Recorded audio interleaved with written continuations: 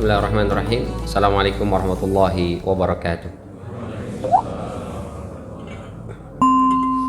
Alhamdulillah wassalatu wassalamu ala rasulillah wa ala alihi wa ashabihi wa mawalah. La hawla wa la quwata illa billah. Asyhadu an la ilaha illallah wahdahu la syarikalah wa asyhadu anna Muhammadan abduhu wa rasuluhu alladzi la nabiyya wa la rasula ba'dah. Amma ba'd, fa inna asdaqal hadithi kitabullah wa khairal hadi hadi Muhammadin sallallahu alaihi wasallam. Allahumma akhrijna min dhulumatil waham waftah lana abwabal ilm wa akrimna binuril faham wa sahhil akhlaqana bil hilm. Allahumma la sahla illa ma ja'altahu sahla wa anta taj'alul hazna idza syi'ta sahla bi rahmatika ya arhamar rahimin. Bapak Ibu hadirin sidang jamaah salat subuh rahimani wa rahimakumullah. Alhamdulillah, segala puja, puji serta syukur selalu dan senantiasa kita panjatkan kehadirat Allah Subhanahu wa taala. Mudah-mudahan kita selalu mendapatkan inayah, hidayah dan taufik dari Allah Subhanahu wa taala sehingga semua amal ibadah yang kita lakukan yang kurang-kurangnya disempurnakan oleh Allah sehingga semua amal itu bisa diterima dengan pahala berlipat ganda insyaallah. Salawat beriring salam tak lupa kita sampaikan kepada junjungan kita Nabi besar Muhammad sallallahu alaihi wasallam, kepada keluarga beliau, kepada para sahabat beliau dan juga kepada para pengikutnya yang mudah-mudahan kita semua masuk ke dalam barisan pengikut Rasulullah sallallahu alaihi wasallam. Mudah-mudahan besok di yaumul qiyamah kita semua bisa mendapatkan syafaat dari beliau. Amin ya rabbal alamin. Bapak Ibu hadirin rahimani wa rahimakumullah. Hari ini kita sudah masuk ke tahun 2024 ya. Mungkin ada banyak cita-cita, keinginan, hajat kita yang dulu di tahun atau di awal 2023 itu yang sudah kita rencanakan, kita susun. Ada sebagiannya mungkin terrealisasi, ada sebagiannya mungkin yang belum terwujud ya. Ada doa-doa, pinta-pinta juga yang belum terwujud, rencana-rencana yang mungkin gagal atau belum sempat terrealisasikan. Nah, itu semua menunjukkan bahwa kita ini adalah makhluk Allah yang lemah. Kita manusia ini bisa berencana, tapi Allah juga lah yang menentukan. Sehingga manusia tidak sombong atau jumawa. Kalau semua rencana-rencana plan kita terrealisasi, nanti manusia akan sombong, merasa dia mampu dan bisa. Tapi begitulah kita ya, manusia itu ada banyak cita-cita, keinginan kita yang nggak terwujud. Nah, ini menunjukkan bahwa kita adalah makhluk yang lemah, kita tidak bisa berbuat apa-apa kecuali dengan bantuan Allah Subhanahu wa taala. Tapi kita berharap semoga semua yang terjadi, semua yang kita lakukan, semoga semua mendapatkan pahala dari Allah Subhanahu wa taala. Dan semoga di tahun 2024 ini Allah Subhanahu wa taala bantu kita untuk mewujudkan banyak cita-cita dan keinginan kita, tentunya yang baik-baik, yang mudah-mudahan bisa terrealisasi dan terwujud insyaallah. Ada namanya taufik ya. Jadi taufik, ada hidayah, ada taufik sering kita sebut. Apa bedanya? Kalau hidayah itu petunjuk dan arahan dari Allah Subhanahu wa taala. Itu bisa langsung Allah atau melalui tanda-tandanya atau melalui ustadz atau melalui guru dan seterusnya. Nah, itu kita diarahkan menuju kebaikan. Itu namanya hidayah. Tapi apakah semua orang yang dapat arahan itu pasti berubah jadi orang baik? Belum tentu. Disitulah dibutuhkan yang namanya taufik. Apa itu taufik? Taufik itu dari kata waffaqa yuwaffiqu taufiqan, kesesuaian antara keinginan hamba dengan masyiahnya Allah. Ketika kita menginginkan sesuatu, ternyata sesuatu itu itulah yang diinginkan oleh Allah, maka disitulah namanya taufik. Wa ma tasyauna illa ayyasha Allahu rabbul alamin. Tidaklah kalian menginginkan sesuatu kecuali itu pasti tidak akan keluar dari masyiahnya Allah. Kadang-kadang yang kita inginkan ternyata bukan itu yang Allah inginkan. Nah, berarti dia belum mendapatkan taufik. Saya udah rencana banget, udah niat banget Ustaz berangkat haji tahun kemarin. Udah saya bayar Ustaz, 500 miliar saya bayar, saya berangkat haji furoda. Ya. Saya udah tasyakuran ke sana kemari, visanya nggak keluar. Akhirnya nggak berangkat. Ini berarti dia belum mendapatkan taufik. Ya. Artinya keinginan dia ternyata bukan itu yang Allah inginkan. Mungkin yang Allah inginkan kita berangkat hajinya tahun ini, begitu seterusnya. Nah, kita berharap semoga keinginan-keinginan kita, niat-niat baik kita di tahun 2024 itulah yang Allah takdirkan untuk kita, insya Allah. Baik. Ada sebagian orang yang menganggap bahwa Januari itu bukan tahun baru umat Islam, itu tahun baru orang kafir. Tahun baru umat Islam itu 1 Muharram, bukan 1 Januari. Jadi nggak usah lah kita pusing-pusingin mikirin tahun baruan ya. Ya nggak apa-apa juga sih. Cuman kalau dia menganggap 1 Januari itu adalah tahun baru orang kafir, 1 Muharram tahun baru umat Islam, itu mungkin sesuatu yang perlu sama-sama kita duduk bareng ya, untuk meluruskan. Karena apa? Karena Allah Subhanahu wa taala berfirman dalam surat Yunus ayat 5 ini, "Huwallazi ja'ala asy-syamsa dhiya'an wal qamara nura wa qaddarahu manazila lita'lamu 'adadas sinina wal hisab. Ma khalaqallahu dzalika illa bil haqq yufassilul ayati liqaumin ya'lamun." Huwa, dialah Allah, allazi, yang ja'ala, telah menciptakan atau menjadikan. Kalau kita buka Quran, Pak, Bu, itu dalam Al-Quran itu menciptakan, membuat atau menjadikan Allah sebut dalam 4 model. Pertama khalaqa, yang kedua ja'ala, yang ketiga fatara, yang keempat bada'a. Apa bedanya? Sebagian mengatakan sama saja, menciptakan, membuat atau menjadikan. Sebagian lagi merinci, ada titik tekan yang ingin Allah sampaikan. Misalnya kata khalaqa itu biasanya Allah ingin menjelaskan proses penciptaan itu, bagaimana prosesnya, terbuat dari apa, bahan bakunya. Nah, itu biasanya menggunakan khalaqa. Inni khaliqum basyaran min tin, aku menciptakan manusia dari tanah liat. Di situ Allah nggak pakainya ja'ilun, tapi pakainya khaliqun dari kata khalaqa. Inna khalaqnakum min nutfatin amsyaj, kami telah menciptakan kalian dari air mani yang bercampur. Ini kan menjelaskan tentang proses. Itu pakainya khalaqa. Apalagi khalaqal insana min turab, dari tanah atau pasir atau ya permukaan tanah lah ya, turab.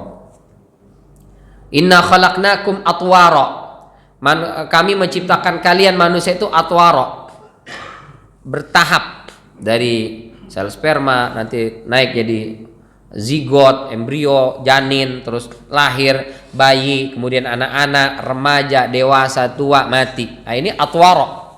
Itu pakainya khalaqa. Ya, karena biasanya khalaqa menjelaskan tentang proses penciptaan, terbuat dari apa, bagaimana prosesnya dan seterusnya. Tapi kalau ja'ala itu biasanya lebih ke tujuan, untuk apa diciptakan. Jadi penciptaan ini untuk apa sih? Nah, itu pakainya ja'ala biasanya. Misalnya ketika Allah menceritakan kepada para malaikat tujuan penciptaan manusia dalam Al-Baqarah ayat 30 itu, apa kata Allah? Wa iz qala rabbuka lil malaikati inni ja'ilun fil ardi khalifah. Ketika Allah berfirman kepada para malaikat, inni ja'ilun, dari kata ja'ala, bukan inni khaliqun. Sesungguhnya aku hendak menjadikan fil ardi khalifah, di bumi itu khalifah. Berarti tujuan manusia diciptakan adalah sebagai khalifah, tujuan. Kalau fatara dengan bada'a, banyak yang menyamakan. Ini menunjukkan kemahakuasaan Allah dalam proses penciptaan tadi. Kalau khalaqa ja'ala, Allah ingin kita itu melihat ke prosesnya atau tujuan dari penciptaan. Tapi kalau fatara dan bada, kita diajak Allah melihat Allah sang maha penciptanya. Sebagian mengatakan sama antara fatara dan bada'a, sebagian membedakan. Kalau fatara itu Allah menciptakan segala sesuatu min ghairi mithalin sabiq, tanpa contoh. Jadi Allah menciptakan segala sesuatu tanpa contoh. Beda dengan kita. Kita bisa membuat sesuatu tapi harus ada contohnya. Misalnya tukang jahit, datang kita bawa bahan. Pak, bikin baju. Mau model yang seperti apa ya, Pak? Oh, yang begini nih contohnya. Harus ada contohnya. Bahkan tukang cukur, kita datang ke tukang cukur, Mau dicukur model yang seperti apa, Pak? Terserah dong, yang penting keren bagaimana kek. Ya nggak bisa lah, mau yang model seperti apa. Ada gambarnya di situ. Yang model begini nih. Ini kayaknya ganteng Mas, ini Mas saya mau yang begini. Dia ganteng mukanya Pak. Kalau Bapak kayaknya mungkin kurang cocok dengan muka ini. Tapi kita butuh contoh. Bisa membuat sesuatu bisa, tapi harus ada contohnya. Allah bisa menciptakan segala sesuatu tanpa contoh. Nggak perlu contoh, langsung jadi. Dan nggak ada satu, ini manusia segini banyak kita, berapa ratus triliun mungkin ya, dari Nabi Adam sampai nanti menjelang hari kiamat, nggak ada satupun yang sama. Padahal wajah kita isinya nih kening, alis, bulu mata, hidung, pipi, mulut, dagu atau jenggot. Ini aja isinya muka kita ini. Tapi sekian ratus triliun manusia itu nggak ada satupun yang sama. Mirip mungkin, tapi sama nggak ada. Bahkan kembar identik sekalipun nggak sama, beda. Tapi kalau mirip ya ada. Bahkan ada penelitian yang mengatakan setiap kita itu minimal ada 10 yang mirip dengan kita di dunia ini. Nah, mirip tapi nggak sama. Jadi kalau Bapak jalan kemana, kok mirip saya itu orang ya? Kok mirip si Anu ya? Nah, itu ada kemiripan, ada. Nah, itu fatara. Kalau bada'a, badi'us samawati wal ard. Bada'a itu Allah menciptakan sesuatu bukan hanya tanpa contoh, bahkan bisa tanpa bahan baku. Tanpa bahan baku bisa Allah Subhanahu wa taala. Tadi Allah menjelaskan dalam khalaqa, menciptakan sesuatu ada bahan bakunya. Tapi bisa saja Allah Subhanahu wa taala menciptakan sesuatu tanpa bahan baku. Wa idza aradallahu syai'an an yaqula lahu kun fayakun. Cukup bilang jadi. Dari apa? Enggak dari apa-apa, langsung jadi. Nah, kalau Allah mau bisa. Cuman Allah tidak banyak ya menyebut kata bada'a dalam Al-Quran. Badi'us samawati nggak banyak. Karena apa? Biasa Allah mengajarkan kepada kita bahwa segala sesuatu itu harus ada proses, ada sebab, ada akibat. Ya, tidak instan. Ya, berproses dulu. Meskipun manusia kadang-kadang banyak yang tidak suka dengan proses itu. Maunya langsung lompat, maunya instan. Karena keseringan makan mie instan kayaknya ya. Jadi maunya yang instan. Allah mengajarkan kita proses. Tapi Allah maha mampu menciptakan sesuatu tanpa bahan baku. Nggak ada bahannya. Allah langsung katakan kun fayakun. Jadilah. Insya Allah. Kalau manusia, mana bisa kita membuat sesuatu tanpa bahan baku? Kita bisa bikin meja, bisa. Tapi dari kayu, ada kayunya. Bahkan ibu-ibu mau bikin kue saja, itu harus ada bahannya. Mau bikin sop konro, harus ada bahannya. Bapak pulang, pokoknya Bapak hari ini mau makan sop iga. Kata istrinya, ya mana bahannya? Ya beli dong di pasar. Duitnya mana? Nah, harus ada. Bisa istri saya Ustaz, tanpa bahan baku, tahu-tahu udah jadi. Itu GoFood namanya. Dia pesan udah jadi, datang ke rumah. tetap aja ada bahannya ya. Nah itu kata menjadikan atau membuat dalam Al-Quran disebut dengan 4. Tadi khalaqa, ja'ala, fatara dengan bada'a. Nah di sini Allah menggunakan ja'ala, berarti tujuan nih. Ya. Apa yang Allah sebut di sini? Allah telah menjadikan asyamsa, matahari diyaan, bersinar, wal qamara, dan bulan nura, bercahaya. Apa beda diya dengan nur? Ya. Diya itu diterjemahkannya bersinar. Kalau nur bercahaya. Apa bedanya? Karena matahari itu dia sumber cahaya, dia yang menghasilkan cahaya, maka disebut dia. Sementara bulan, qamar, itu dia tidak menghasilkan cahaya, dia memantulkan cahaya, maka disebutnya nur. Itu karenanya ada manusia mungkin saja bisa mendarat di bulan, tapi kalau di matahari ada juga si belanja dia di matahari. Tapi lain lagi tuh ya. Udah tutup ya Pak. Kenapa banyak udah tutup? Giant aja tutup.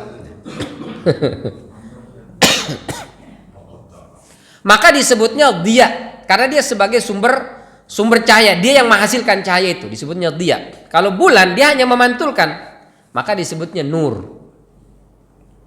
Kalau wajah bini kita kira-kira dia apa nur Pak? Nur. Ya. Karena dia tidak menghasilkan cahaya, dia memantulkan cahaya. Istilahnya glowing. Glowing ini di mana nih? Ditentukan seberapa tebal dan seberapa mahal bedaknya, Pak. Jadi kalau bedaknya mahal dan bagus, itu akan lebih glowing. Maka kalau Bapak ingin istrinya glowing, nah modalin lah. Setuju nggak, Bu? Kata Ibu, setuju nih, setuju, boleh juga nih katanya. Taib. Wa qaddarahu manazil, dan Allah menetapkan manazil, jamak dari manzilah. Rumah itu disebut dengan manzil. Kenapa? Tempat kita berpijak, tempat kita berdiam, tempat kita menetap, maka disebutnya manzil. Tempat dari mana-mana kita kembali datang ke situ, itu namanya manzil. Manzil. Rumah kita disebutnya manzil. Atau kadang disebut dengan bait. Dari kata bata yabitu. Itu artinya bermalam. Kenapa disebut dengan bait? Karena kita tidur ya di situ. Bermalam. Baik, berarti manazil untuk matahari dan bulan tempat rumahnya dia, tempat menetapnya dia, yaitu dia tidak akan pernah keluar dari situ.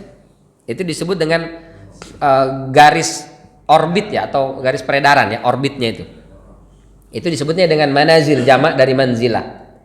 Untuk apa sih Allah ciptakan matahari dan bulan itu? Kata Allah, lita'lamu, agar kalian mengetahui adada sinin, jumlah bilangan tahun, wal hisab, dan kalender perhitungan waktu. Ma khalaqallahu dzalika illa bil haq. Allah tidak menciptakan yang itu kecuali dengan hak kebenaran. Yufassilul ayati liqaumin ya'lamun. Demikianlah Allah menjelaskan ayat-ayatnya untuk orang-orang yang mengetahui. Berarti kata Allah, adanya matahari, adanya bulan supaya kita mengenal kalender, hitungan tahun dan bulan serta waktu. Berarti ada orang yang menghitung kalender itu dengan matahari, jadilah namanya tahunnya, kalendernya Syamsiyah atau Masehi. Ada yang dengan bulan, jadilah namanya Qamariyah atau Hijriyah.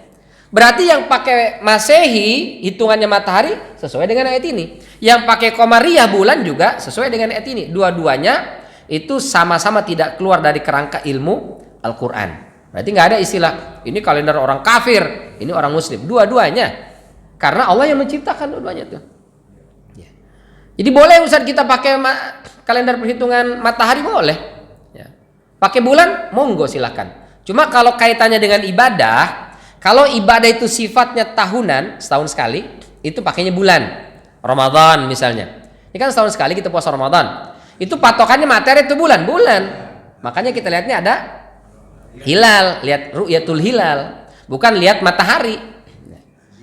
Haji juga sama. Apalagi zakat bulanan apa tahunan? Tahunan. Saya zakat profesi bulanan Ustaz, boleh juga sih, ada sebagian mengatakan boleh.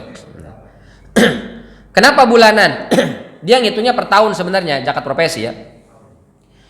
Cuman kalau setahun Ustaz, kok kayaknya gede juga ya keluarnya Ustaz. Berat ini ya. Karena pakai akal. Jadi rasa-rasanya bisa dapat HP satu ini, masa kita keluarin. Akhirnya setannya pun berat. Ya, besar setannya jadi berat. Akhirnya tiap bulan aja lah. Tiap bulan kecil keluarnya. Boleh juga ya. Baik. Jadi kalau hitungan ibadah itu sifatnya tahunan, pakainya ngitungnya ke bulan. Tapi kalau ibadahnya harian, ngitungnya ke matahari. Salat subuh itu yang kita lihat untuk mengetahui ini sudah masuk ke subuh atau belum. Itu yang kita lihat adalah matahari. Meskipun sekarang nggak matahari, kalian lihat di sini nih. Jam digital.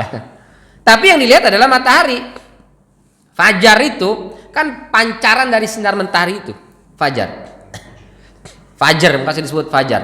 Ini Syekh Shalih Al-Utsaimin keras sekali beliau dalam tafsirnya, tafsir Quranil Karim. Keras sekali untuk masalah waktu sholat ini. Karena sekarang orang banyak menggunakan jam digital ini. Ya, karena kan fajar itu ada fajar kadzib, ada fajar shadiq. Fajar bohong, ada fajar beneran gitu. Fajar bohong dia belum masuk waktu subuh. Kalau belum masuk waktu subuh, kira-kira sholat subuh sah apa enggak? Biar kata khusyuk banget. Kalau belum masuk enggak sah. Nah, kadang-kadang mohon maaf, ada beberapa jam digital itu ngaco. Ngaconya sih nggak lama, paling 2 menit. Kalau telat 2 menit nggak masalah. Yang masalah adalah kecepatan 2 menit. Nah, ini masalah nih. Cuma kecepatan 2 menit. Cuma 2 menit, tapi kalau belum masuk waktu sholat nggak sah. Ya kan azan lama Ustadz, azan aja 5 menit. Misalnya dia kecepatan 2 menit selesai azan, la ilaha illallah, berarti kan udah 3 menit masuk tuh. Buat kita yang sholat di masjid gak ada masalah Pak, aman. Tapi mungkin di sana ada ibu-ibu mau jualan nasi uduk, mungkin ada yang mau jualan lontong sayur. Dia begitu azan cepet-cepet nih, Allahu Akbar, dia langsung sholat, Allahu Akbar. Takbiratul ihramnya dia ngikut muazin yang di masjid, masih 2 menit lagi belum masuk waktu sholat. Dia mah nggak mau tahu, pokoknya muazin udah azan aja, dia langsung sholat tuh. Ya. Akhirnya sholat orang tadi tuh belum masuk waktunya tuh. Jadi kalau besok ditanya, ya Allah mana pahala sholat saya? Ibu nggak ada pahalanya, misalnya nauzubillah dzalik. Loh, kenapa nggak ada? Kecepatan belum masuk waktu sholat. Loh, tapi kan saya sudah azan. Nah, iya. Salah siapa dong? Ya salah muazin lah. Muazin siapa suruh azan? Kata muazin, lo salah jam digitalnya. Kenapa jam digitalnya ngaco? Akhirnya semua main salah-salahan dah. Nah ini penting sekali untuk kita perhatikan, jangan sampai telat. Karena ada di beberapa masjid itu dia tahu nih, pengurus tahu ini kecepatan jamnya, tapi cuek aja. Udah cuma 2 menit doang. Cuma 2 menit doang. Padahal kalau belum masuk waktu sholat, biar kata khusyuk banget sholatnya nggak sah. Buat yang di masjid saya sampaikan aman insya Allah. Datang ke masjid, sholat qobliyah dulu kan, nunggu lagi dulu. Begitu qomat sih udah pasti masuk gitu. Cuman tadi kita khawatirkan buat ibu-ibu yang tadi itu buru-buru ya, atau orang mau safar misalnya, dia cepat-cepat nunggu-nunggu azan, begitu azan langsung sholat langsung berangkat. Baik. Jadi patokannya kalau ibadah itu harian adalah matahari. Zuhur gitu juga. Kapan masuk waktu zuhur? Ketika matahari bergeser sedikit ke barat, bayangan kita sudah condong ke timur. Asar, bayangan kita 2 kali tinggi badan kita. Itu ngitungnya matahari dan seterusnya. Berarti kalau orang pakai kalender patokannya matahari boleh, pakai bulan juga boleh. Itu karenanya di dalam surat Al-Kahfi ayat 25 ini kata Allah, walabisu fi kahfihim, dan mereka para pemuda ashabul kahfi, dalam bahasa Arab gua itu disebut 2. Ada disebutnya dengan ghar, idhuma fil ghar, atau ayat 40 itu ketika Nabi Muhammad dan Abu Bakar lari peristiwa hijrah itu bersembunyi di Gua Sur, itu bilangnya ghar. Gua Hira disebutnya ghar. Apa bedanya ghar dengan kahf? Kalau kahf ini itu ukurannya lebih besar, bisa menampung 3, 4, 5, 6 sampai 8 bahkan lebih orang. Kalau ghar dia lebih kecil ukurannya, 1 orang 2 orang maksimal udah ghar. Maka karena dia kecil sempit disebutnya ghar. Cuman sampai di Indonesia gor gede banget, gelanggang olahraga ya. Di sana ghar, Bapak Ibu kalau pernah umrah mungkin naik ke Jabal Nur kan, ke Gua Hira itu kecil itu, maka disebutnya ghar ya. Bahkan mau masuk aja mesti merunduk gitu kan. Baik. Nah, ashabul kahfi kata Allah tinggal di gua mereka itu salasa mi'atin sinin, 300 tahun, wazdadu tis'a, dan mereka menambahkan 9. Jadi berapa lama mereka tinggal? 309 tahun. Kenapa nggak disebutnya salasa mi'ah wa tis'a sinin? Gitu. Kenapa mesti wazdadu tis'a? Mereka menambahnya 9. Sebagian ahli tafsir, kalau kita baca tafsirnya, di antaranya kenapa Allah sebutnya dan mereka menambah 9? Kenapa nggak langsung 309 tahun? Tapi 300 tahun dan mereka menambah 9 tahun.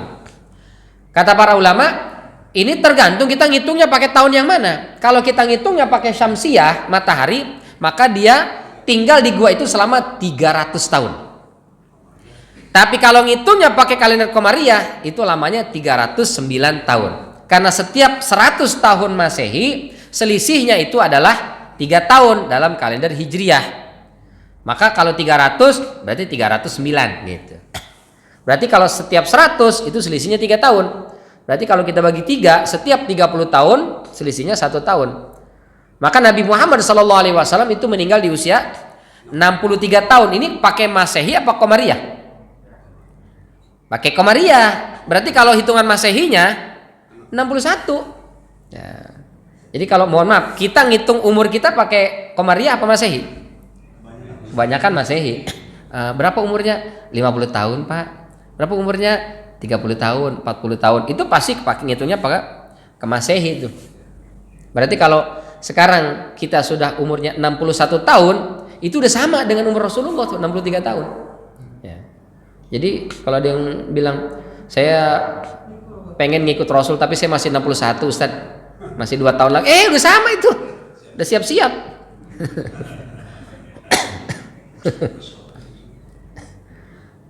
Jadi boleh pakai syams matahari, boleh pakai al-qamar bulan, dua-duanya adalah kalender Islam, boleh dipakai. Ya. Baik. Ustaz, pergantian tahun ini boleh nggak sih kita baca doa? Boleh nggak kita baca doa? Boleh, boleh banget. Pergantian waktu itu berdoa nggak apa-apa. Ada zikir pagi. Zikir pagi itu kan berdoa kan ketika pergantian waktu dari malam ke siang. Hada idbaru lailika wa iqbalu naharik. Nanti di sore gitu juga. Hada idbaru naharika wa iqbalu lailika. Nah, itu pergantian waktu, boleh nggak apa-apa. Bahkan kalau ganti bulan aja kita doa ya, doa melihat hilal. Kan awal bulan nih, akhir bulan masuk ke awal bulan. Ada doanya, apa doanya? Ini diajarkan oleh Rasul sallallahu alaihi wasallam, Allahumma ahlilhu alaina atau ahillu alaina bil yumni wal imani wassalama wal islam. Rabbi wa rabbukallah. Ya Allah, tampakkanlah bulan ini atau bulan itu kepada kami bil yumni, dengan membawa al yuman. Al yuman itu artinya keberkahan. Wal iman, dan juga keimanan. Wassalama, keselamatan. Wal islam, dan Islam. Rabbi wa rabbukallah. Tuhanku dan Tuhanmu adalah Allah. Ini doa lihat hilal. Makanya meskipun teknologi sudah canggih, ya, metode hisab itu menjadi salah satu metode dalam penentuan awal bulan kalender Islam. Tapi ru'yatul hilal tetap nggak boleh ditinggalkan. Ru'yatul hilal sunnah, sunnah Rasul, jangan ditinggalkan. Karena kalau pakai hisab Idul Fitri tahun 2035 aja udah ketahuan dari sekarang kan? Ya, itu hisab. Tapi bukan berarti kemudian ru'yatul hilal dihilangkan, ditinggalkan. Tetap kita pakai ru'yatul hilal, melihat awal bulan itu, melihat. Kenapa? Karena ada doa ini diajarkan Rasul sallallahu alaihi wasallam. Ini doa diajarkan Rasul untuk melihat hilal, bukan lihat kalender, apalagi lihat HP. Tanggal berapa sih udah ini? Ini tanggal 1, berarti kita baca Allahumma ahlilhu alaina bil yumni wal iman wassalama wal islam rabbi wa rabbukallah. Bukan, tapi untuk lihat hilal. Nah, kalau kita hilangkan ru'yatul hilal, berarti sunnah ini jadi hilang. Itu kan lihat awal bulan, Ustaz. Kalau awal tahun bagaimana? Awal tahun juga sama. Dari Abdullah bin Hisham radhiyallahu anhu warda, beliau berkata, kana ashabu Rasulillah sallallahu alaihi wasallam yata'allamuna hadha ad-du'a kama yata'allamuna al-Qur'an idza dakhala asy-syahru aw as-sanah. Apa kata Abdullah bin Hisham? Para sahabat Rasulullah sallallahu alaihi wasallam itu mengajarkan doa atau mempelajari, ya ta'allamun, mempelajari ya.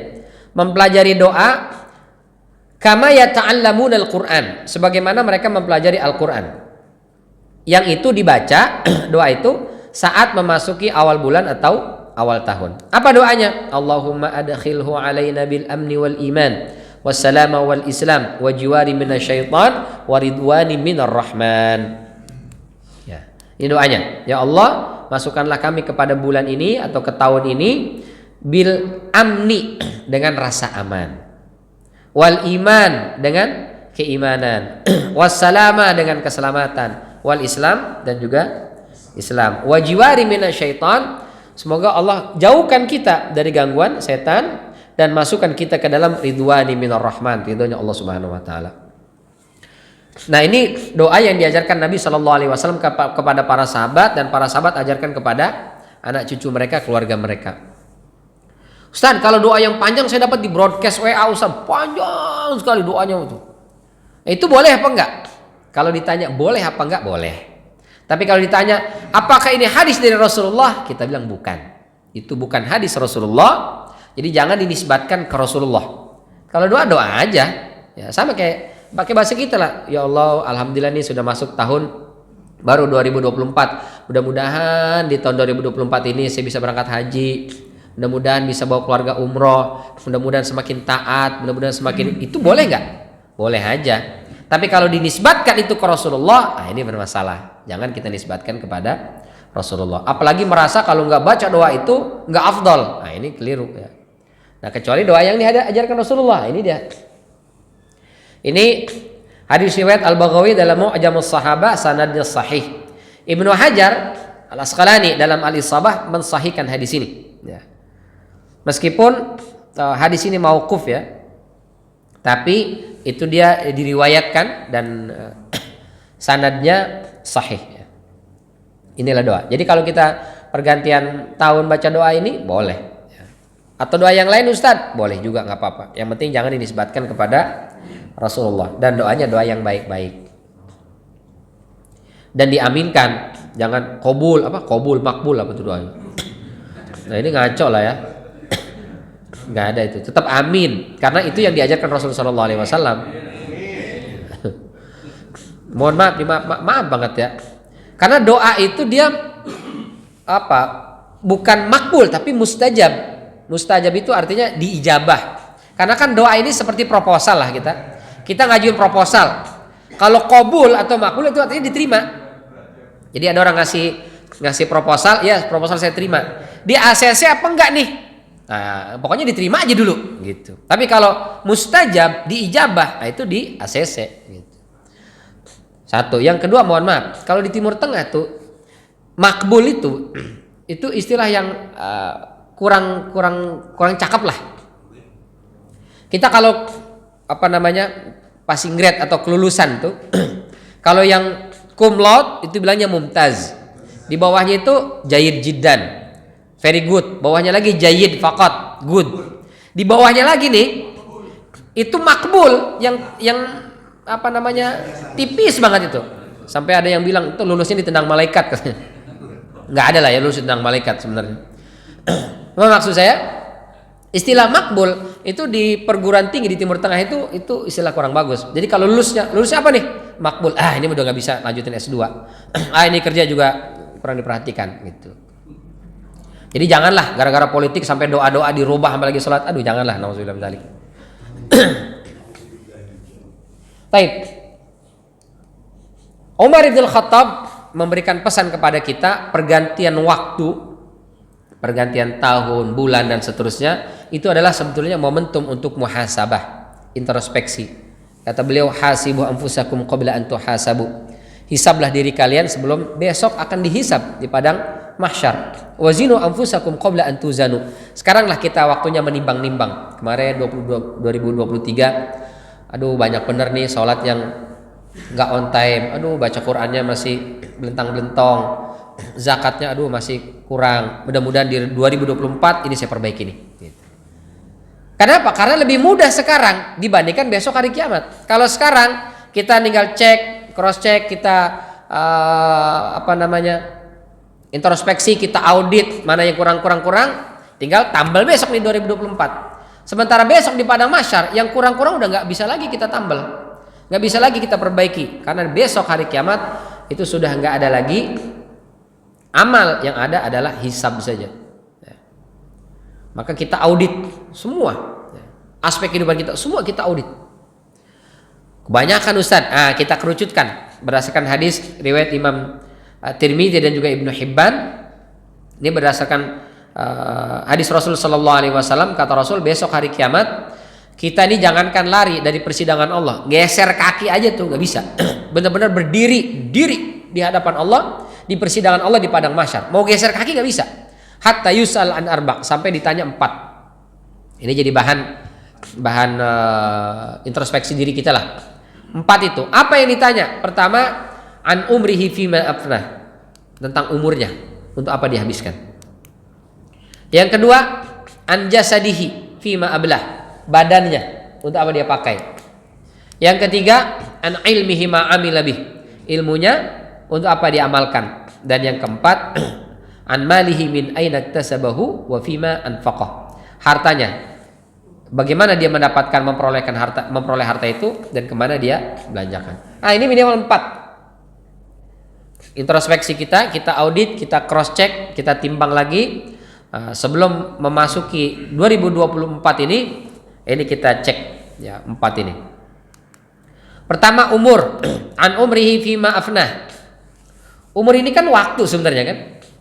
Kita dikasih umur berarti dikasih kesempatan, dikasih waktu. Coba kita cek lagi. Kemarin selama 2023 dan sebelumnya kita meluangkan waktu nggak sih buat keluarga? Karena mohon maaf, banyak yang mengatakan harta yang paling berharga adalah keluarga. Tapi ada yang jauh lebih berharga dari keluarga. Apa itu? Waktu bersama mereka. Ada yang punya keluarga, tapi jarang sekali ngumpul sama keluarga. Ada aja alasannya. Pulang sampai rumah tidur, berangkat anak-anak belum tidur dia sudah berangkat. Waktu bersama anak nggak ada. Begitu Sabtu Minggu tidur juga. Ya, kalau nggak mancing. Anaknya nggak pernah.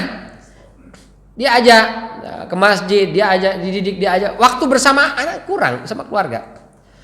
Padahal Rasul Shallallahu Alaihi Wasallam mengajarkan kepada kita.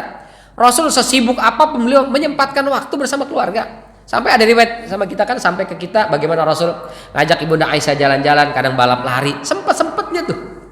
Dan memang gitu harus disempatkan bersama pasangan kita, Pak. Sama anak-anak. Anak-anak udah pada nikah, udah pada kemana mencat sama bini, sama suami. Waktu luang bersama mereka itu luar biasa itu.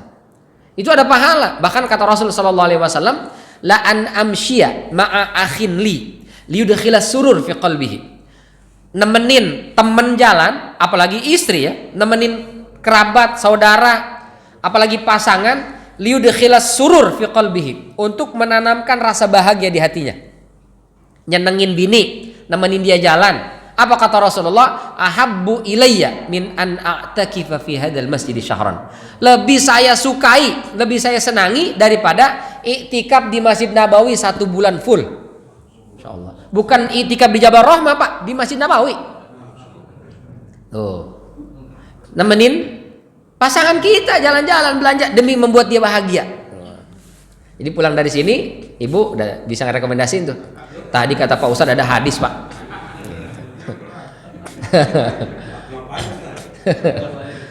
Membuat senang. Masalahnya Ustadz, istri saya sih bahagia, saya nggak bahagia Ustadz. Kacau kalau gitu. Meluangkan waktu. Nah ini mungkin ya Allah kemarin saya agak waktu kurang nih bersama keluarga. Kita perbaiki 2024 ada waktu bersama keluarga, ada waktu canda, ada waktu tawa. Pokoknya kalau sudah sampai rumah HP wajib simpan misalnya. Jam sekian sampai jam sekian nggak ada handphone, nggak ada main HP. Istri, bapak, anak semua. Sekarang begitu kan? Ngumpul sih ngumpul, cuma semuanya sibuk masing-masing. Akhirnya kebersamaan, keakraban itu hilang. Karena kan pondasi negara yang paling utama itu di keluarga. Kalau keluarga ini bagus, masyarakat akan bagus. Masyarakat bagus, maka akan terbentuk sebuah negara yang kuat. Dari mana dimulainya? Dari keluarga. Tapi kalau keluarganya rapuh, di masyarakat akan rapuh. Ini anak akan nauzubillah min dzalik terjerumus dalam pergaulan bebas. Ini anak akan tergoda dengan sesuatu yang tidak baik di luar sana. Kenapa? Karena pondasi dari keluarganya kurang bagus. Tapi kalau di keluarga sudah bagus pondasinya, serusak apapun di luar aman, Pak, insyaallah. Allah yang jamin dalam surat Al-Maidah ayat 105 itu.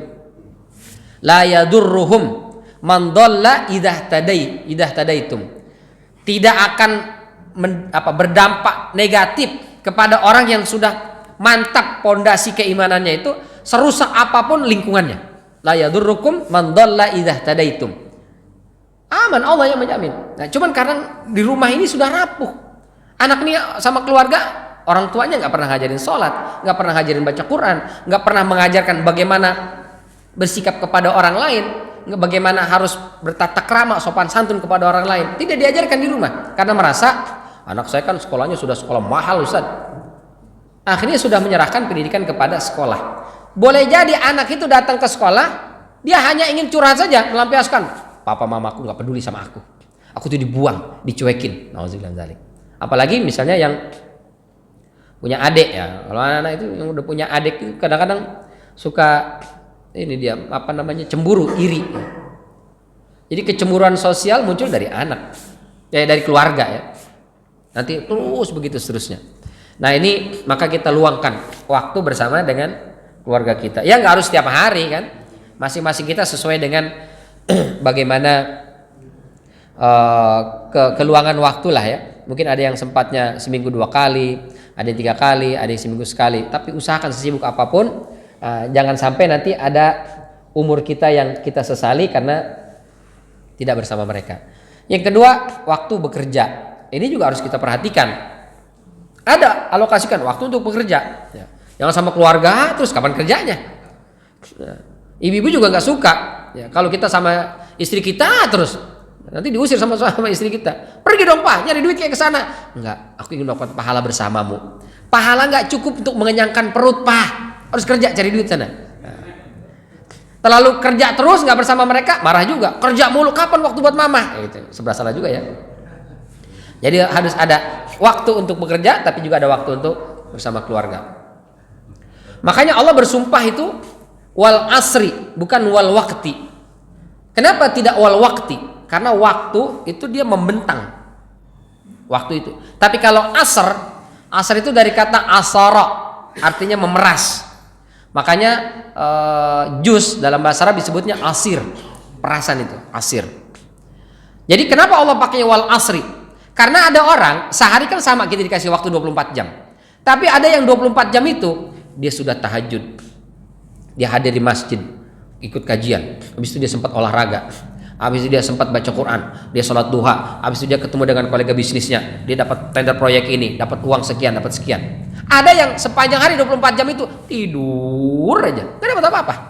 Ada cuma mancing aja 5 jam, berjam-jam mancing aja, nggak dapat apa-apa. Maka ada orang yang memanfaatkan waktu itu dengan baik, itulah disebut dengan asr. Maka Allah bersumpah dengan wal asri, bukan wal waqti. Agar apa? Agar kita selalu memaksimalkan dan memanfaatkan waktu itu. Dan ternyata agar waktu kita selalu efektif setiap hari itu, Quranlah kuncinya. Jadi orang yang selalu gemar membaca Quran setiap hari ya, baca Quran, meskipun mungkin beda-beda. Ada yang sehari bisa 2 juz. 2 juz mau gempor saya Ustaz, bacanya pelan-pelan sekali Ustaz. 1 juz juga kayaknya kelamaan Ustaz. Setengah juz. Mungkin setengah juz. Tapi dia baca setiap hari. Setengah juz juga kebanyakan. Oke, 1/4 juz. Masih agak banyak Ustaz. Oke, 2 halaman. Tapi setiap hari dia baca. Sebelum berangkat kerja dia baca 2 halaman. Setiap hari. Itu yang akan membuat waktu kita akan semakin termanage, tertata rapi. Ya. Kadang orang saya pengen baca Quran tapi nggak ada waktu Ustaz. Bukan nggak ada waktu. Anda yang tidak mau meluangkan waktu untuk itu. Kalau Anda luangkan waktu untuk itu, insya Allah waktu kita akan rapi. Yang kedua sholat. Yang pertama Quran, yang kedua adalah sholat. Kalau kita sholatnya on time, waktu kita akan tertata rapi. Jadi nggak ada istilahnya, saya bingung kok waktu cepat banget berlalu, saya belum ini, belum itu. Nah, kalau kita sholat, kita baca Quran, maka alhamdulillah hari ini saya bisa lalui dengan baik. Saya sudah menyelesaikan ini, saya menyelesaikan itu, menyelesaikan beres semuanya, insya Allah. Yang berikutnya waktu untuk ibadah. Nah ini juga harus kita alokasikan. Ya. Ada ibadah ya, ibadah yang fardu, apalagi itu ya, yang sunnah. Itu harus kita sediakan. Yang kedua dan lain-lain lah ya. Tapi kaitannya umur itu berarti dengan waktu. Yang kedua jasad fima ablah. Kesehatan fisik ini juga mesti kita perhatikan. Ya. Olahraga.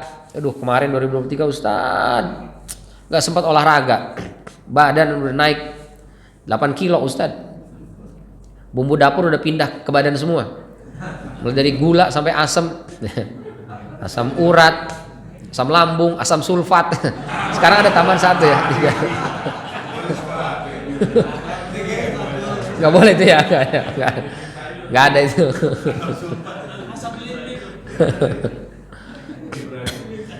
Nah sekarang berarti tahun 2024 adalah minimal jalan aja keliling komplek lah misalnya, supaya badan lebih sehat gitu.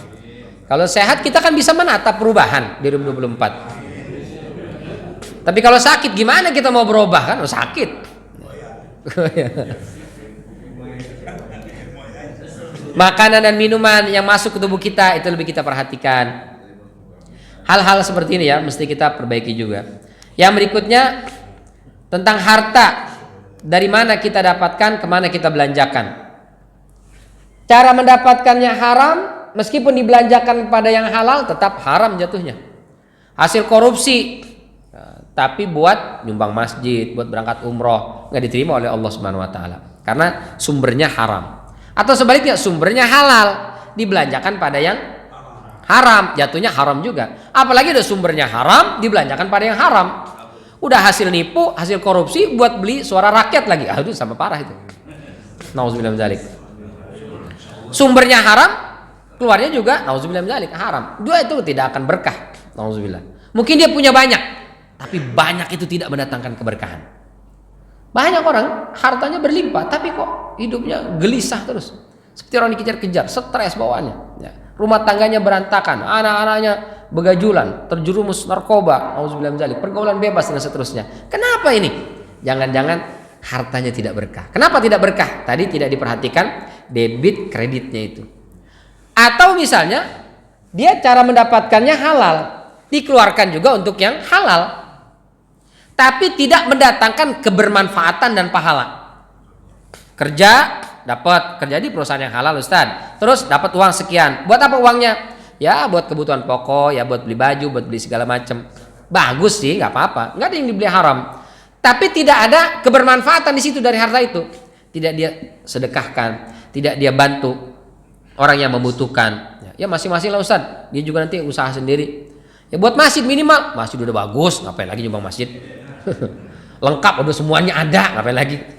Akhirnya harta dia memang halal, tapi tidak memberikan kebermanfaatan. Nah ini mesti kita masukkan list. Berarti tahun 2024 harta saya harus ada yang dimanfaatkan oleh orang lain. Bisa jadi masjid, bisa jadi jalan, bisa jadi karpet, bisa jadi AC, bisa jadi segala macam ya, tempat ibadah. Atau misalnya kita sedekahkan. Nah sedekah yang paling utama itu adalah kepada keluarga. Itu paling utama. Maka ada sahabat bertanya ke Rasulullah, ya Rasul, saya sedekah ke orang di mana-mana itu dengan yang saya berikan ke istri saya itu lebih besar mana pahalanya? Kata Rasul, lebih besar yang kau berikan kepada istrimu. Masya Allah. Jadi kita sedekah, nyumbang buat Gaza, kita nyumbang buat saudara kita yang kena korban bencana alam. Bagus, alhamdulillah. Tapi jangan lupakan keluarga kita. Pahalanya lebih besar yang buat istri. Tapi bukan berarti kemudian dia nggak nyumbang. Kenapa tidak donasi ke Palestina kepada korban bencana alam? Kata Ustadz, lebih besar buat istri, udah buat istri saya aja lah. Ini salah juga ya. Buat keluarga, buat orang tua, buat kerabat, adik, kakak, keponakan, itu pahalanya lebih besar. Kenapa? Karena dua dia pahalanya, kata para ulama. Pertama pahala sedekahnya, kedua pahala silaturahimnya. Maka dua pahalanya. Itu karenanya lebih berat dia, karena setan menggodanya lebih kuat. Coba dah, kita membantu saudara nih, dengan membantu orang lain, itu lebih berat saudara. Ke adik, ke kakak, ke ponakan, itu rasanya lebih berat tuh dibandingkan kita nyumbang buat yang lain-lain itu. Kenapa? Karena pahalanya juga double di situ. Nah kadang begitu kita royal, yang lain tuh luar biasa. Begitu ada adik, sepupu, keponakan datang minjem, nanti kebiasaan, nanti jadi ini, berat. Besok tahun 2024, ini kita coba tata lagi kembali ya. Yang terakhir, ilmu bertambah nggak nih ilmu kita? Jangan-jangan saban tahun ngaji kita ikro aja, nggak lompat-lompat dari ikro. Harus ada perbaikan. Saya udah nggak ikro, Ustaz, udah Quran. Cuman tajwidnya, tahsinnya bagaimana, kita perbaiki apa enggak? Salat kita ini ada perbaikan apa enggak? Dari dulu begitu aja salatnya. Ya memang begitu Ustaz, mau bagaimana lagi? Maksud saya pengetahuan tentang salatnya. Ya. Kita belajarlah. Masa udah puluhan tahun salat, arti Al-Fatihah aja kagak tahu artinya. Padahal kita baca berkali-kali. Doa iftitah kita nggak ngerti artinya. Sami Allahu liman hamidah, Rabbana lakal hamdu, apa artinya? Ditanya sama cucu. Kong, Rabbana lakal hamdu itu apa sih artinya? Apa ya? Nek, itu kenapa sih yang lain Allahu Akbar begitu bangkit dari ruku, Sami Allahu liman hamidah. Kenapa nggak Allahu Akbar juga? Iya juga ya. Kenapa nggak kepikiran ya? Tadanya kita tidak memperbaiki kualitas ilmu kita. Minimal ibadah yang tidak pernah kita tinggal lah, yang setiap hari kita lakukan. Ya. Kan pertanyaan kita di alam kubur cuma 4 itu. 5 lah, ada sebagian riwayat mengatakan 5. Yang pertama, siapa Tuhanmu? Yang kedua, siapa nabimu? Nah, yang ketiga, apa kitab sucimu? Ya. Yang keempat, kiblatmu. Nah, yang kelima ini ada riwayat yang menambahkan man ikhwanuka, siapa saudaramu. 5 ini pertanyaan itu saja. Bisa kita jawab sekarang? Bisa. Tapi besok di alam kubur belum tentu. Tapi sekarang kita bisa jawab. Apa kitab sucimu? Al-Quran. Nah mungkin nanti pertanyaan, apa yang sudah kau lakukan dengan Al-Quran? Saya waktu nikah mahar itu dibaca, pokoknya buat mahar aja. Nah, ini gimana? Kita akan ditanya besok, maka kita perbaiki itu ya. Mumpung masih hidup, karena manusia cenderung kurang menghargai kesempatan hidupnya. Kata Allah, kaifa takfuruna billah? Kok bisa kalian kufur kepada Allah padahal dulu kalian mati, Allah hidupkan, kemudian Allah mematikan kalian, kemudian Allah menghidupkan kalian, kemudian kepada Allah lah kalian akan dikembalikan. Jadi kita ini 2 kali mati, 2 kali hidup. Ya. Kuntum amwatan fa ahyakum. Tsumma yumitukum, tsumma yuhyikum. Ini mati, 2 kali mati, 2 kali hidup. Maka di surat Ghafir manusia mengatakan qalu, mereka mengatakan Rabbana, wahai Tuhan kami, amattana isnataini wa ahyaitana isnatain. Ya Allah, engkau telah matikan kami 2 kali dan kau hidupkan kami 2 kali. Ini sampai jam berapa nih kita? Udah habis ya? Nih. Oh jangan.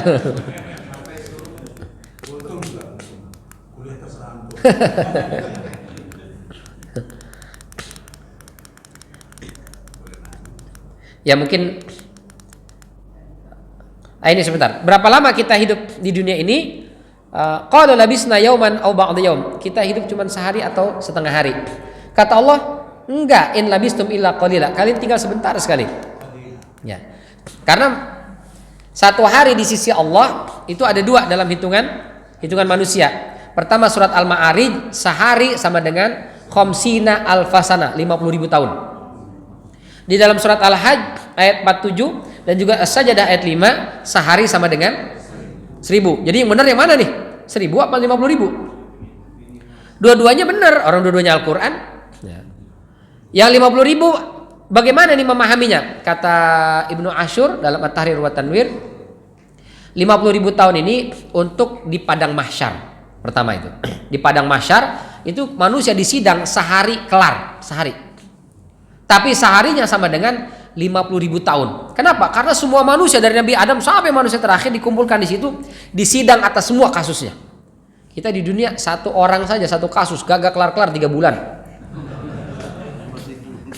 Di sana itu sehari selesai, tapi seharinya sama dengan 50.000 tahun. Karena setiap kita ditanya semua hal. Summa latus alunna yauma idin anin naim. Kalian pasti akan ditanya. An-naim itu pakai alif lam. Itu artinya setiap nikmat ditanya. Nikmat bisa tidur nyenyak, pakaian, makanan, itu setiap itu yang ditanya. Kita kalau cek lemari kita buka, Masya Allah, ini berapa banyak pakaian kita. Itu ditanya per item. Ini dibeli dengan uang halal apa haram, dipakai buat apa saja, kemana dibelanjakan, itu semua ditanya tuh. Masya Allah. Rumah juga ditanya oleh Allah Subhanahu Wa Taala. Makanya kalau saya Ustaz punya rumah 3, gimana Ustaz? 3-tiganya ditanya. Lagian kenapa sih 1 orang punya rumah sampai 3 sampai 4? Saya 1 orang Ustaz, bini saya 4. Oh ya udah, berarti masing-masing ada 1. Tapi itu semua akan ditanya oleh Allah Subhanahu Wa Taala. Masya Allah, kita kalau pulang ke rumah itu kita liatin, besok ini ditanya gimana jawabnya nih ya? Ini gimana tuh? Gitu. Semakin banyak dia punya aset, semakin lama dia ditanya. Makanya kata Rasulullah, orang kaya yang selamat itu telat masuk surganya. Berapa lama telatnya? Nisful yaum, setengah hari. Kalau kita pakai pendapat yang ini, berarti setengah harinya 25.000 tahun. Yang miskinnya udah di surga nih, udah kemana-mana dia. Dia baru nongol, ketuk. Sampai ke baru datang. Yang belum ke neraka, enggak, saya nggak masuk neraka. Kok gini hari baru nyampe? Saya sudah kemana-mana ini, kalian baru nyampe. Iya. Kenapa? Checkpointnya kelamaan. Kenapa checkpointnya kelamaan? Karena punya asetnya terlalu banyak. Wah kalau gitu repot dong Ustaz. Tapi kata Ibnu Juzai dalam At-Tashil di Ulumi Tanzil, semua nikmat ditanya kecuali nikmat yang dipakai di jalan Allah Subhanahu Wa Taala, nggak ditanya. Baju nih Pak, yang kita pakai sholat nih, apa namanya, sorban, baju, sendal, sepatu yang kita bawa ke rumah Allah nih, nggak ditanya besok. Nggak ditanya. Termasuk mobil. Makanya bawa ke masjid mobil itu. Jadi semua di rumah. Itu kata Ibnu Juzai. Tapi kalau baju, sendal, sepatu ini dipakai buat ke mall, buat kondangan, ditanya itu. Dibuat di jalan Allah enggak? Apalagi gitu. Apa? Apalagi gitu, joget-joget apalagi tuh. Nauzubillah min dzalik. Baik. Itu pertama, kata Ibnu Ashur, 50.000 tahun ini untuk 1 hari hisab. Setelah hisab, nah itu hitungannya seperti 1000 tahun. Yang kedua, kata Ibnu Asyur, atau bisa saja ini beda nih. 50.000 tahun ini untuk mereka yang ada di neraka. 1000 tahun untuk mereka yang ada di surga. Gitu. Kenapa? Karena kalau lagi senang, waktu terasa cepat apa lambat? Cepat, lagi senang mah. Nah di surga kan mereka senang bahagia terus, maka waktu terasa cepat 1000 tahun. Kita juga di dunia begitu, lagi senang mah cepat banget. Kayaknya baru tadi malam kita datang ke hotel ini, tahu-tahu udah check out aja nih, senang tuh. Berasa cepat. Ya. Kayaknya baru kemarin gajian kok udah habis aja duit nih. Karena senang, nggak berasa. Tapi kalau lagi susah, waktu terasa lama. Paling berasa itu di lampu merah. Lampu merah kan nggak ada 3 menit ada, nggak ada kayaknya. 2 menit, paling lama banget 2 menit itu. 1 menit lah rata-rata, 1 menit atau 1,5 menit. 2 menit udah ngamuk-ngamuk orang. Padahal cuma 2 menit. Coba kalau di luar lampu merah, lagi duduk-duduk 2 menit, nggak berasa pak. Apalagi buka HP. Ya, apalagi ibu lihat Shopee, nggak berasa itu 2 menit. 2 jam aja nggak berasa. Kalau bapak-bapak TikTok, set. Kalau nggak shortcut YouTube, nggak berasa juga itu. Baik, maka kita hidup ini nggak berasa. Kayaknya baru kemarin kita anak-anak, sekarang sudah punya anak. Baru kemarin kita sebagai cucu, sekarang sudah punya cucu. Maka mumpung masih hidup, mumpung Allah masih berikan kesempatan kita hidup, ayo sama-sama kita perbaiki, kita introspeksi supaya ada perbaikan-perbaikan, perubahan dalam hidup kita menuju yang lebih baik insya Allah. Ini barangkali yang bisa kita bahas di kesempatan pagi yang mulia ini. Sebelum tutup mungkin ada yang ingin ditanyakan, ditambahkan, teruskan, boleh tafadhol. Ya. Waalaikumsalam warahmatullahi wabarakatuh.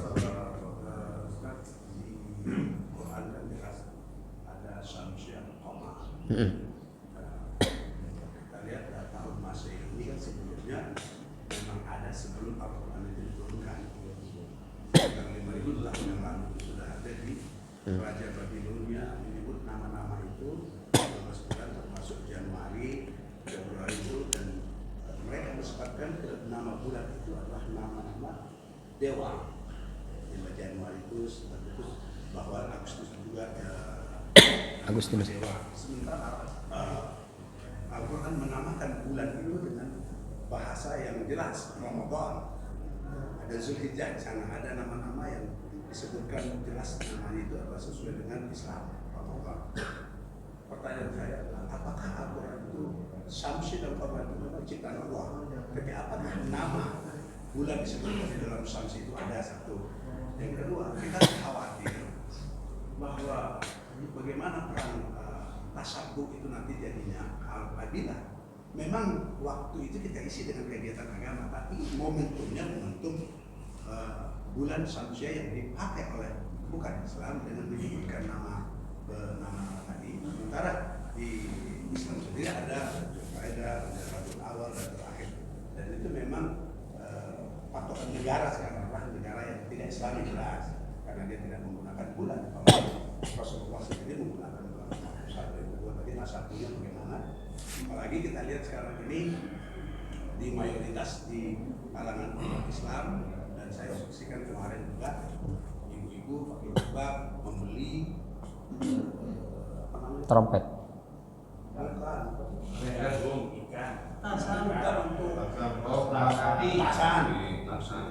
Nah ini kan dikhawatirkan bahwa Majusi, Yahudi, dan Nasrani itu menggunakan 3, itu api, lonceng, dan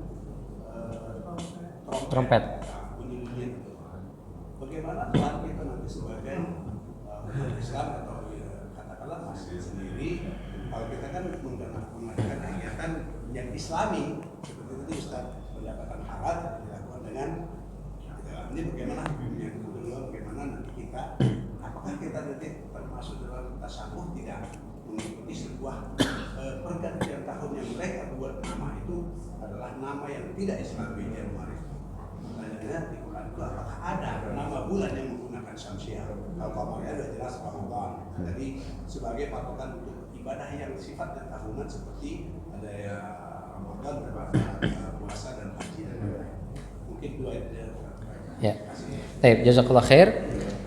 Pertama, kita memang tidak membahas tentang penamaan bulan, karena penamaan nama bulan itu memang baik yang Qamariyah ataupun Syamsiyah itu sudah ada sebelum Islam datang. Termasuk nama Ramadan. Sebelum Islam datang sudah ada. Islam datang di zaman Umar bin Khattab itu menetapkan tahun pertamanya saja kan, maka diambil dari peristiwa hijriyah. Tapi orang Arab jauh sebelum itu mereka sudah mengenal nama-nama bulan itu. Dan nama itu beda-beda, setiap daerah-daerah itu, suku-suku itu masing-masing punya nama sendiri ya. Lalu yang diadopsi, yang dipakai kemudian yang kita kenal sekarang, Muharram, Safar, Rabiul Awwal, Rabiul Akhir dan seterusnya. Nah, disebutkan dalam Al-Qur'an ada dua misalnya di Ramadan misalnya. Ya, bulan Ramadan itu karena kaitannya dengan nuzulul Quran. Tapi bulan-bulannya lain juga nggak disebut dalam Al-Quran. Misalnya kayak Safar. Nah, Safar, kenapa disebut Safar? Kami dari kata sifrun, nol atau kosong. Karena masyarakat itu semua pada laki-lakinya pada keluar gitu. Kenapa disebut dengan Zulqa'dah? Karena masyarakat itu masyarakat Mekah ketika itu tidak keluar. Mereka duduk di rumah, kan mereka biasa bisnis ke Syam ke mana itu, tapi mereka nggak pergi, maka qa'dah. Kata qa'dah artinya duduk. Begitu seterusnya ya.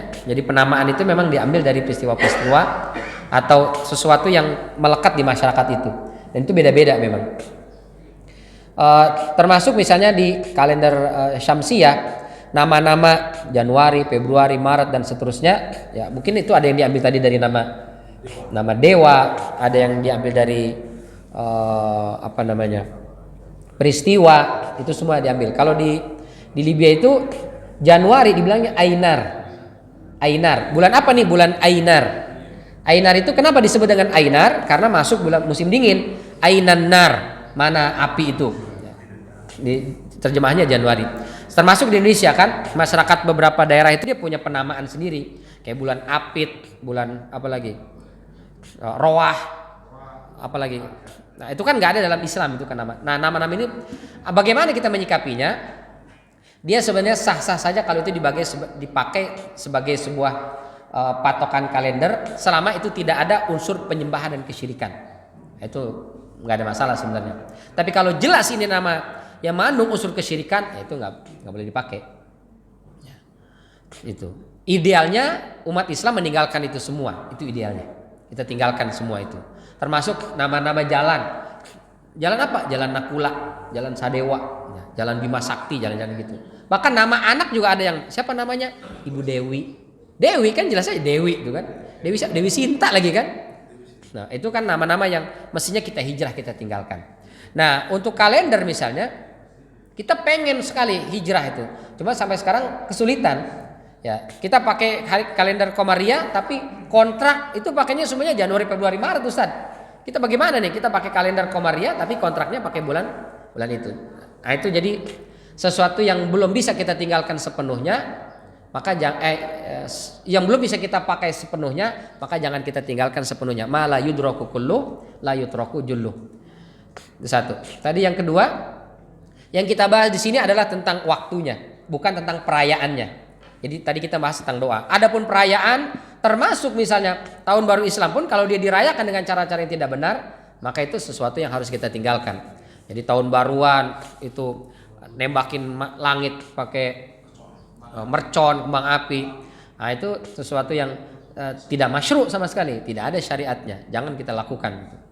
Jangan kita kerjakan, apalagi kita sampai ramai-ramai gitu. Termasuk zikiran khusus malam tahun baru itu juga bermasalah. Ya. Tapi kalau kenapa zikiran di masjid daripada orang pada keluar, Ustaz, kita tarik ke masjid bukan karena mengkhususkan malam tahun barunya gitu. Tapi mencegah madorotnya supaya mengalihkan. Nah, itu lebih baik ya, lebih baik. Tapi niatnya bukan menghidupkan malam tahun baru. Nah, itu nggak apa-apa. Jadi kita umat Islam harus peka lah ya perkara-perkara itu. Dan itu kita sampaikan tadi dimulai dari keluarga. Jadi kalau bapak ibunya sudah tidak terbiasa merayakan itu, anak pun akan terbiasa. Kita dari kecil nggak ada tuh. Gitu. Tapi kalau dari kecil memang orang tuanya ngajarin itu, ya sampai besar akan ke bawah. Dan itu sangat butuh proses untuk menghilangkan itu. Jadi itu untuk perayaan itu kita sepakat itu tidak ada perayaan pergantian tahun. Tapi kalau doa itu ada. kita sampaikan tadi, pergantian tahun ada doa. Itu barangkali wallahu a'lam. Termasuk ya. Ya. Ya.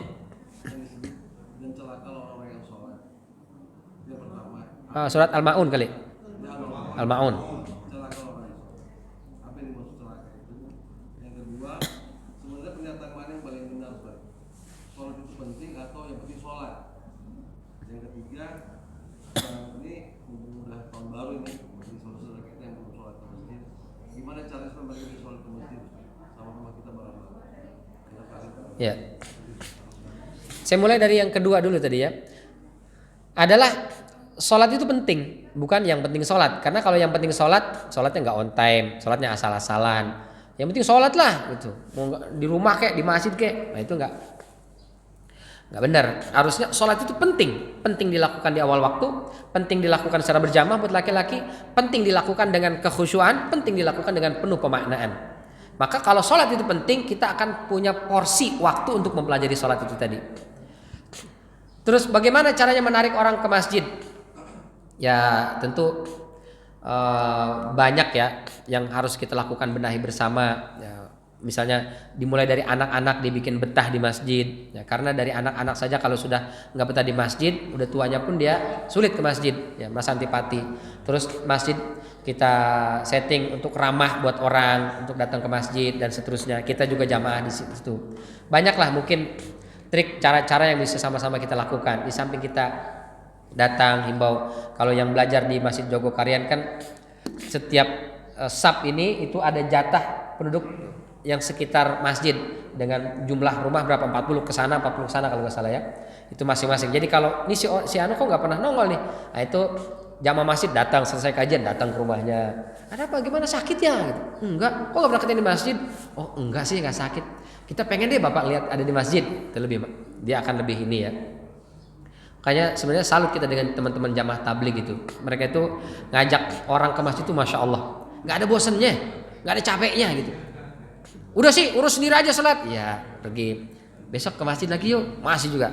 Nah ini kita masya Allah ya, berterima kasih sama teman-teman kita dari jamaah tabligh yang punya semangat gitu luar biasa untuk ngajak orang ke masjid. Masih nggak bisa juga Ustadz. Nah kalau gitu takmir masjid perlu berkumpul. Lihat kas kita ada berapa? Kas masjid, oh ada sekian puluh juta. Oke, kita buat pengumuman besar-besar. Buat bapak-bapak yang sulit sholat berjamaah ke masjid, maka masjid menyediakan dana untuk nikah lagi. Ya. Dengan perempuan yang bisa mendorong dia ke masjid. Wah itu insya Allah pada ke masjid tuh. Ya. Dikemplangin sama bininya. Masih nggak ke masjid nggak? Itu sih bercanda ya. Nggak wajib, tapi kalau ibu ke masjid boleh ya. Karena biasanya kalau ibunya ke masjid, suaminya juga ke masjid biasanya diajak. Ya. Karena jangan istri saya kok. Sebentar. Tadi yang pertama, yang surat Al-Maun, fawailul lil musallin alladzina hum an salatihim sahun. Kata para sahabat, ya Rasul kami bersyukur sekali. Allah bilangnya an salatihim sahun. Kalau fi salatihim sahun, kami semua celaka. Kenapa? Apa bedanya? Kalau fi berarti dalam sholat, pas lagi sholatnya. Fi sholatihim sahun berarti Allahu Akbar lagi sholat, keingetan, ya Allah kunci itu ketinggalan. Itu sahun, celaka dia. Apalagi mikirin besok makan apa ya, besok mau pesan hotel yang di mana ya, liburan kemana ya. Itu ada pikiran masuk ketika kita sholat. Kalau pakainya fi, celaka kita. Tapi alhamdulillah Allah bilangnya an sholatihim sahun, maknanya di luar. Bukan pas lagi sholat.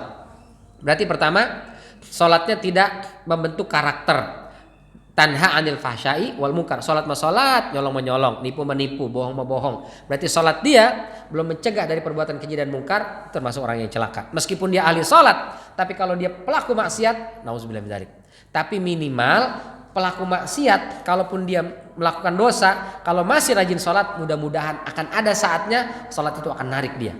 Maka jangan, kamu kenapa nggak sholat? Percuma lah Ustadz, saya masih banyak dosa maksiat, sholat juga gak bakal diterima. Kan Allah bilangnya fawailul lil musallin, nggak usahlah saya sholat. Nah, jangan ya, nauzubillah min dzalik. Jadi di situ Allah katakan an sholatihim, maknanya di luar sholat, bukan ketika sholat. Tapi bukan berarti pas lagi sholat boleh mikir kemana-mana gitu. Enggak, tetap Kekhusyuan harus kita jaga, harus kita pelajari tadi makanya ya. Supaya jangan sampai lagi sholat terlalu kemana-mana, akhirnya bacaannya pun jadi terganggu. Bacanya sih nggak panjang dibaca, tapi al-kafirun la abudu ma ta'budu la antum abidun ma'bud wa la nabidu ma'bud wa la antum abidun ma'bud, nggak kelar-kelar. Atau lagi ruku atau lagi sujud Allahu Akbar, Masya Allah, ini rakaat ketiga apa kedua ini ya, lupa kita. Itulah pentingnya sholat berjamaah, karena kalau sholat kita berjamaah kita lupa ada imam lupa ada makmum. Nah, itu karenanya penting buat imam ngasih komando itu sesuai dengan gerakan. Kalau sudah sujud terakhir mau tahiyat, mboknya jangan panjang-panjang. Ini ada udah sujud terakhir nih, mau tahiyat panjang banget, Allahu Akbar. Perasaan udah terakhir ya, kok panjang banget ini ya. Bangun pas bangun, imam ternyata duduk. La ilaha illallah. Jadi kalau udah terakhir ya pendek aja, Allahu Akbar. Yang lupa aja, rakaat terakhir ini mau komandonya udah begitu. Atau ada imam itu dia pelan Pak, nggak pakai mic ya, pelan. Terutama yang masbuk, datang masbuk, sholat. Ada datang belakang nepok. Rupanya dia sholatnya sholat ba'diyah, kan tetap boleh kan? Meskipun sholat sunnah jadi imam, jangan apa sih? Mau ngasih tahu, saya bukan sholat zuhur, saya ada sholat zuhur. Ya tetap dia harus jadi imam. Ada yang jadi imam itu dia pelan banget, Allah. Padahal di sini ada makmum banyak nih. Sama Allah, gimana? Yang di belakang kasihan, begitu sujud, Allah. Udah bangun apa belum sih? Akhirnya ngintip dikit, belum. Jadi imam ini mesti kencang, Allahu Akbar, Allahu liman hamidah, Allahu Akbar, biar kedengeran makmum ke belakang itu. Itu ya Pak, Allah alam bisawab. Terakhir, ya silakan. Assalamualaikum warahmatullahi wabarakatuh.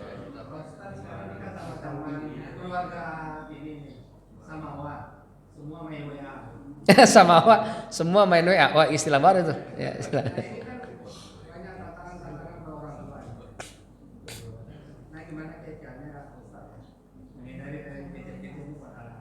Apa? Menghindari apa? Hah? Terus yang masalah kedua itu masalah sholat tadi. Saya pernah itu nyusul orang sholat. Ternyata pada saat ruku dia pakai baju kaos kelihatan, jadi orangnya kelihatan. Kalau belakangnya. Dia sholat liatin. Kita yang mengikuti apakah ulang sholat lagi? Kan otomatis kita batal. Syaratnya nggak cukup. Kelihatan aurat pasti batal sholatnya kan. Nah buat kita yang mengikuti gimana? Apa sholat lagi? Ya. Ini pertanyaan bagus sekali nih. Ya. Itulah pentingnya kita memakai pakaian itu yang menutup aurat. Nah, cuma para ulama berbeda pendapat. Aurat itu sepakat, laki-laki itu ma baina surrah war rukbah. Jadi aurat laki-laki itu ma baina surrah war rukbah, antara pusar sampai dengan dengkul. Meskipun Abu Hanifah mengatakan antara pusar dan dengkul maksudnya yang tengah-tengahnya itu. Jadi kalau orang pakai koteka udah nutup aurat. Aurat mughalazahnya itu. Tapi jumhur ulama mengatakan ma baina surra wa rukbah berarti antara pusar, berarti startnya dari pusar sampai ke dengkul. Ini aurat mughalazahnya. Di luar itu mukhaffafah saja. Ya. Jadi kalau kelihatannya itu adalah di atas pusar itu pinggang, berarti dia sholatnya masih tetap sah. Ya itu masih sah karena dia bukan aurat. Tapi kalau dia di bawah pusar, mohon maaf, sudah sampai belahannya Ustadz. Gimana nih? Ya, kalau dia tahu dan sadar maka dia dosa. Nggak sah. Tapi kalau dia nggak tahu dan dia nggak sadar maka buat dia sah. Nah, buat kita makmum bagaimana? Kita tetap mengikuti sholat dia. Begitu selesai baru kita kasih tahu, Mas Bro, ente kalau pakai celana itu mbok yang naik dikit, saya pinggang saya ini besar. Gitu. Hati-hati, itu aurat nanti terbuka gitu. Kenapa? Iya, kalau dia terbuka dan dia tahu, dia sadar nggak sah. Tapi kalau dia nggak sadar, dia nggak tahu, maka buat dia sah tetap. Nah, maka status kita mengikuti tetap sholatnya, tidak perlu mengulang. Gitu. Kecuali sampai betul-betul kedodoran. Ya.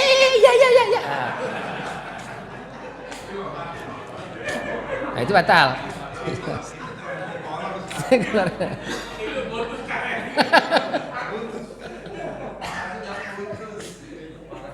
Ya, itu parah banget ya. Ya, itu satu, Pak. Tapi ada beberapa pendapat yang mengatakan meskipun dia kelihatannya sebentar, sadar atau tidak sadar, tapi kalau itu aurat mughallazah, maka dia tidak sah salatnya. Sadar atau tidak sadar, maka dia dihukumi salatnya tidak sah. Lalu bagaimana makmum ini? Nah, sebagian kalangan Syafi'iyah mengatakan maka disitulah boleh dia mufaraqah. Apa arti mufaraqah itu? Dia salat bersama imam, ngikutin gerakan imam, tapi dia mengatakan saya sudah tidak lagi bersama imam. Satu. Yang kedua, gerakannya dia memang berubah.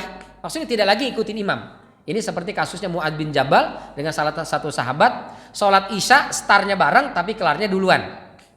Nah, dikasih tahu, Mu'adz tadi ada orang sholat takbiratul ihram bareng sama kita, dia selesai duluan, kita masih berdiri, dia Allahu Akbar, Allahu Akbar, kelar selesai. Lalu kata Mu'adz, itu orang munafik. Saya adukan orang itu ke Rasulullah. Dikasih tahu lah sama orang tadi, ente kata Mu'adz munafik. Loh kenapa? Karena sholat ente nggak bareng sama Mu'adz, takbirnya bareng, tapi setelah itu selesainya duluan. Ente dibilang munafik. Oh, orang saya ada keperluan, saya aduin Mu'adz sama Rasulullah. Akhirnya sama-sama datang ke Rasulullah. Siapa yang dibenarkan Rasulullah?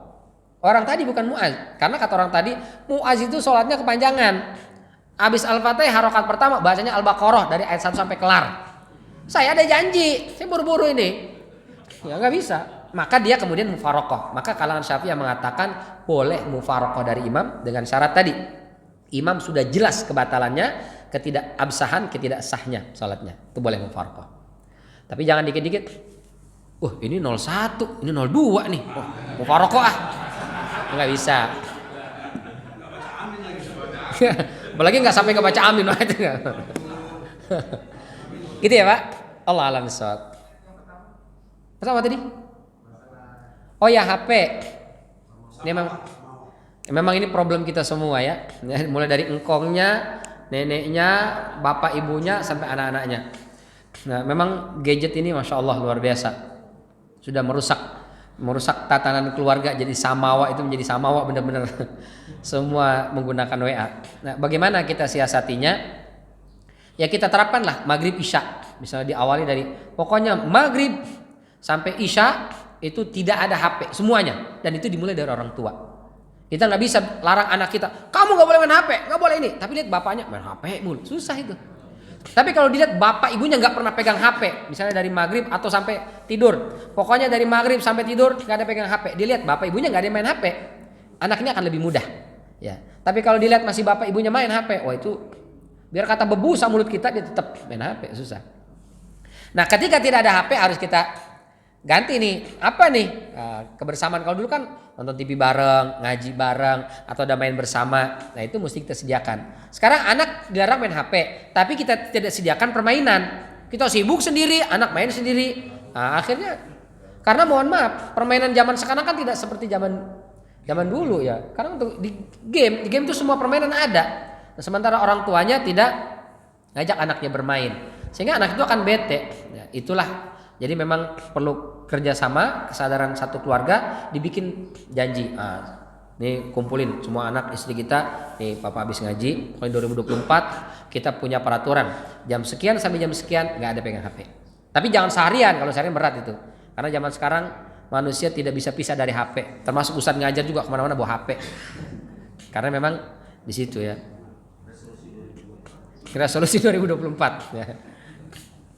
Gitu, ada jam-jam yang tidak ada HP di rumah itu, semuanya duduk bersama, punya waktu bersama keluarga. Itu barangkali Pak. Oh alam bissawab. Ini barangkali yang bisa kita bahas di kesempatan pagi yang mulia ini. Saya ucapkan terima kasih yang sebesar-besarnya dan mohon maaf apabila ada kekeliruan dan kesilapan. Kita tutup dengan hamdalah dan kafaratul majlis. Alhamdulillahirabbil alamin. Subhanakallahumma wa bihamdika asyhadu an la ilaha illa anta astaghfiruka wa atubu ilaik. Wabillahi taufiq hidayah. Wassalamualaikum warahmatullahi wabarakatuh.